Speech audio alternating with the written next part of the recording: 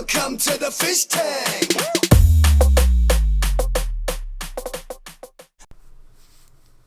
Hey everybody, Fishman here. Welcome to another video. A little while back I had put together a box-shaped lid with a hinged front for it, and the purpose for it was to create a high humidity area where I can grow some normally submerged plants as immersed plants and to see how they went. Now when I was leading up to that, I had mentioned I was going to do some hinged lid. I was going to actually do two, I think, at the time. I ended up only doing the one, but a couple people were interested in seeing how I would put together a hinge. I ended up buying the hinges for that, for my usual reasons, which is time constraints. But I had a little time this week, which is kind of bizarre, seeing that I was away for the middle part of it. So I thought I would put that together for you now. So what I'm going to do here is I'm going to take two pieces of 1/4 inch, well, this is scrap. I had two pieces that are the same size. I didn't do any measuring here or anything. This is just simply two pieces I had laying around. I wedged them in and lined them up parallel. And I'm going to do some machining on them so I can create two hinges. I decided to go with 1/4 inch because the thinnest rod I could find, acrylic rod, was 1/8.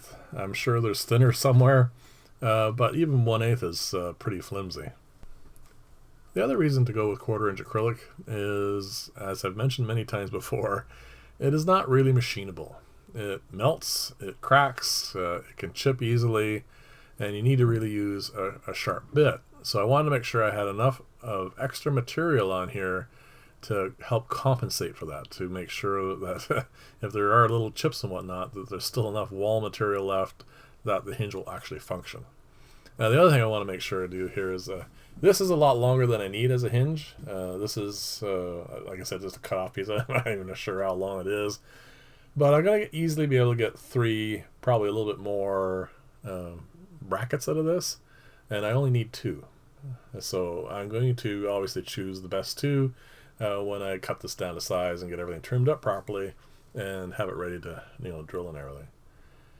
Now you can see on the end here, there's a little bit of material that's left over. I did that deliberately in a sense because I wanted to, first off, like I said, make sure it doesn't crack on the end, but also I want this to be a little bit loose when I go to put this together. Not like a lot loose, but just enough that they'll fit together without binding, and again, I don't want them to crack. That's the key thing here when I make this. 1/4 inch is strong enough for almost all purposes, and it's just, if I make the walls too thin anywhere, I could end up with an issue because of that. So because I set this up originally by touching off on the end and then moving in one full width for the end mill, then I knew exactly how much to move it so I can create, the teeth of this as exactly the same width as the end mill. So I'm going to do this a few more times. I'm going to pick up the pace here shortly, just so you don't have to watch this in regular speed. But I'm going to go on and I'm going to create this, and of course as I'm doing it I'm milling them all to the same depth. The only thing I should have done probably initially, I wasn't entirely sure how I was going to do this. I probably should have run the end mill over the top of them to even out all the heights.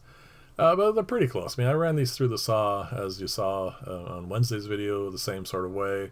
They are the same as far as a saw blade trueness is concerned. They're exactly the same. There you go. That's the first tooth and the first two troughs. And now we're going to pick up the pace here, and we're going to do this fast forward now. Now the problem is, when you do, when you're making these, I mean, I've watched a few videos for people who make them out of wood. You can't have square teeth. It just doesn't work. You'll end up, they just bind. So you end up with a joint instead of a hinge. So these have to be rounded off. Now there's a number of ways I could have done that. I could have done this by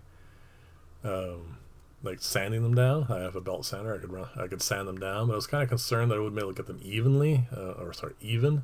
So here you go. This is obviously I'm going to trim these afterwards, but that's a reasonably good fit.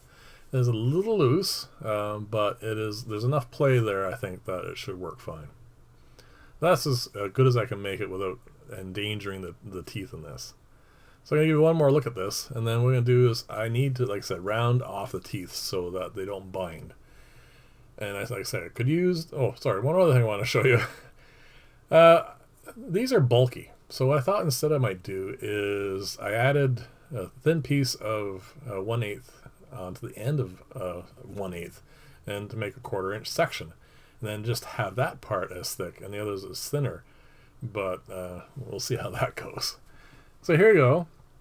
I decided to use a high-speed router. I mean, these things have a very high RPM, and there's a rounding off bit in this.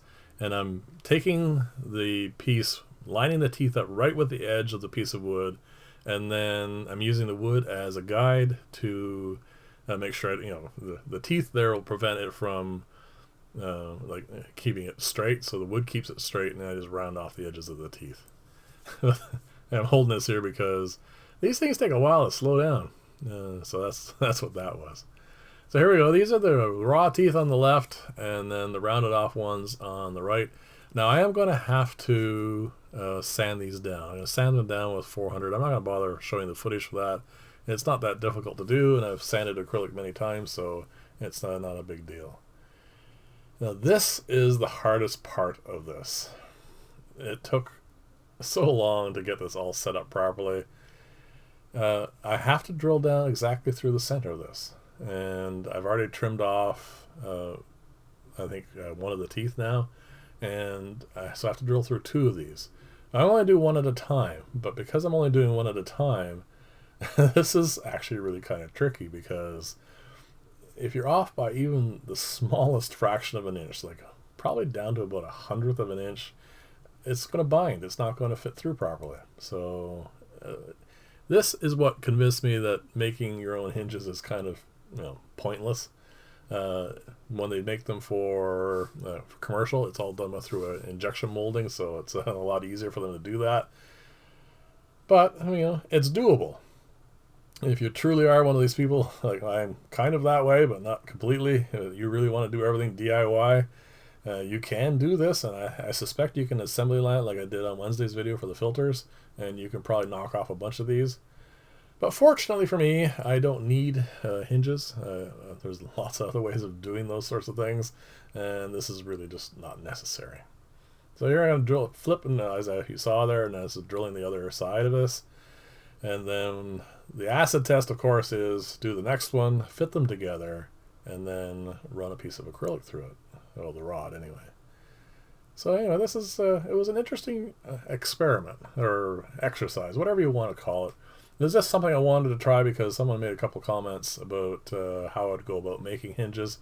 And if I was actually had to, if they weren't available and I really did need a hinge, this is probably how I would do it.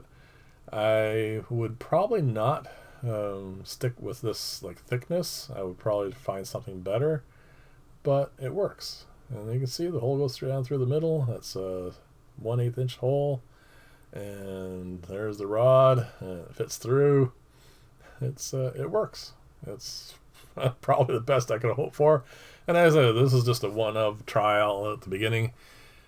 And it's actually not bad. There's a few chips in it, but I think the hinge will be strong enough and functional. It's just not worth it. It's just, I mean, like I said, I like making things for that's DIY, but in this particular case, the time consumed to make this, it's just not worth it. It just doesn't. It's just not, something that you're. What somebody used to tell me a long time ago is reinventing the wheel all the time is not necessarily something you really want to waste your time doing. And in this particular case, I agree with that. If I were to finish this off, all I would do is trim that down, the hinge, the rod and through the hinges. And then what I would do is just put a little bit of methylene chloride on the ends, and that would melt it a little bit. And then I would just put a bit of pressure on it, and it would be like a rivet. And then it would be all finished. But anyway, this is my attempt at doing this. I don't think I'll even use this one, but it's not that bad. It's okay. If you like this style of video, please like and or subscribe, and I'm going to get back to regular scheduled programming. Like I said, I was away in the middle of this week, so it did cut down the amount of time I had to do things, but I wanted to get this done, because this is one that's been setting up for a while. And this was my attempt at making it out of 1/8 and then gluing another 1/8 on. But unfortunately, I got a little overzealous with the machining, and I thinned it out too much. And there was not enough material left to bother. I didn't even bother trying to drill through that. It just wasn't worth it. So there you go. That's a failed one, that one. Anyway, thank you for watching. I'll see you in the next video, and bye for now.